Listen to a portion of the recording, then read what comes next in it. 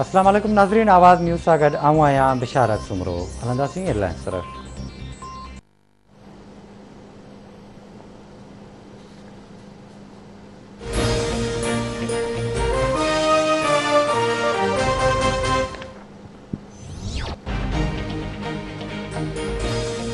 NCOC सॼे मुल्क में कोरोना मुतासिर ज़िलनि में हिक खां 8 जमायत लाइ स्कूलनि खे 28 अप्रैल ताईं बंदि रखण जो फ़ैसिलो करे वरितो। तालीम वारे वफ़ाक़ी वज़ीर शफ़क़त महमूद जो चवणु आहे त मुल्क जो हर ज़िलो कोरोना सबबि मुतासिर न थियो आहे।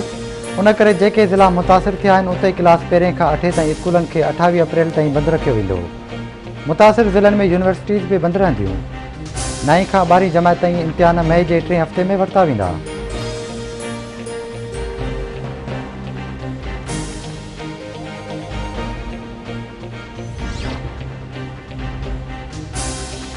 मुल्क में कोरोना वायरस जा हाञा जारी कोरोना वायरस वधीक 103 ॼणनि जूं हयातियूं गिड़काए वियो।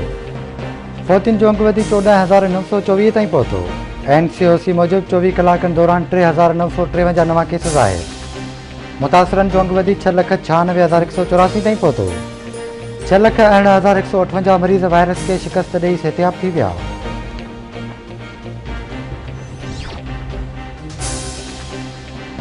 वफ़ाक़ी काबीना में वॾे पैमाने ते फेरफार खे कुझु ॾींहंनि लाइ मुलतवी कयो वियो।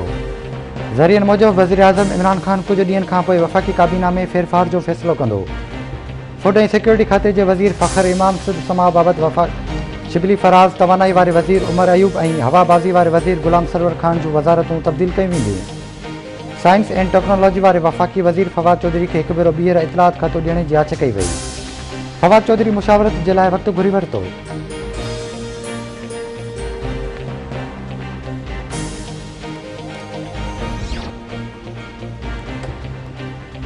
सिंध में फौती कोटा तहत 564 भर्तियूं करण जी मंज़ूरी। स्कूल एजुकेशन में 207, सिहत खाते में 79, आपाशी खाते में 37 ऐं लोकल गवर्नमेंट में 60 नौकरियूं ॾियण जी मंज़ूरी ॾिनी वई। चीफ सेक्रेटरी मुमताज़ अली शाह चयो आहे त साल 2019 में हेल ताईं फौती कोटा तहत 5,327 नौकरियूं ॾिनियूं वयूं आहिनि।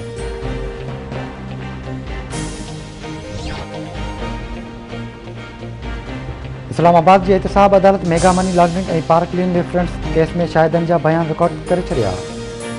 ॿिन्ही रेफरेंसिस में नामज़द शरीक जवाबदारनि खे लेबॉरेटरी टेस्ट कराइण जी इजाज़त। अॻूणे सदर आसिफ अली ज़रदारी, फरियाल टालपुर, अब्दुल गनी मजीद ऐं फैसल सलीम हाज़िरी खां छूट वारी दरख़्वास्त जमा करे छॾी। अदालत पारां दरख़्वास्त मंज़ूर।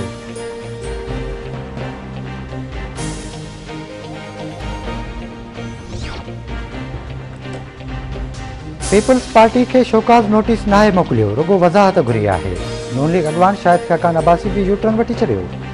सदस्य चवणु आहे त पीपल्स पार्टी ख़िलाफ़ का क़ानूनी कार्रवाई न पई थिए। PP इतिहाद जो भरोसो टोड़ियो आहे, उन ते वज़ाहत घुरी आहे।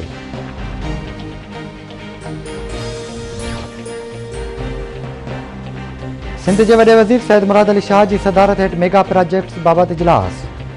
वॾे वज़ीर खे मेरीन अंडरपास में पाइपलाइन फाटण बाबति ब्रीफिंग ॾिनी वई। ब्रीफिंग में चयो वियो त KW&SB पाणी जी नई लाइन लॻाए छॾी आहे। कराची पैकेज जूं अक्सर स्कीमूं मुकमिल थी चुकियूं आहिनि। कराची ज़ू, टैंक चौरंगी खां सुपर हाईवे ताईं रोड मुकमिल आहे। Tipu Sultan flyover, Haider Ali underpass ऐं तारिक रोड अंडरपास मुकमिल आहिनि। ली मार्केट जो रोड जो कमु 99% मुकमिल थी चुको आहे। वॾे वज़ीर मुराद अली शाह जो चवणु आहे त नए साल में कराची जूं नयूं स्कीमूं शुरू कयूं वञनि।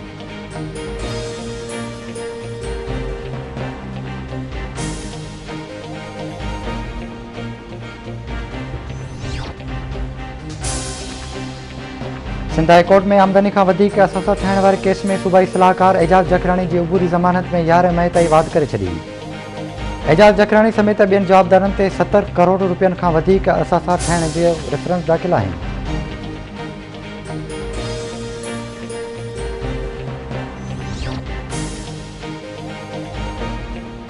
वगण वेझो ॻोठ फतेह बिलावल ॿोड़ो वटि अणॼातल हथियारबंदनि जी कार ते फायरिंग।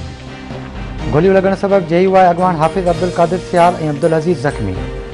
इतलाबाद पुलिस पहुची ज़ख़्मियुनि खे अस्पताल मुंतक़िल कयो।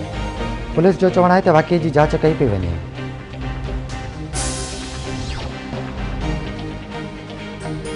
सकरन भरिसां ॻोठ समूह मक्सी जे रहवासी पुरियत अताउल्ला मक्सी जो लाश हथायो। मीरवा गुरचाणी भरिसां जमड़ाव केनाल मां बेलदार धणी बख़्श लिगारी जो लाश हथायो।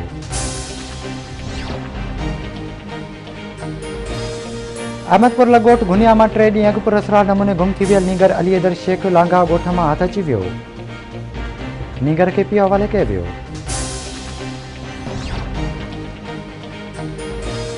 धाबेजी में कराची शहर के पानी फराहम कंदड़ 72 इंच की 5 नंबर पाइपलाइन ॿीहर धमाके से फाटी पई। पाइपलाइन फाटण सबब कराची के पानी की फराहमी मुअतल थी वई। गुज़रियल ॾींहुं तबाह थियल पाइपलाइन ॿीहर फाटण सबब हज़ारे गैलन पानी ज़ाया थी वियो।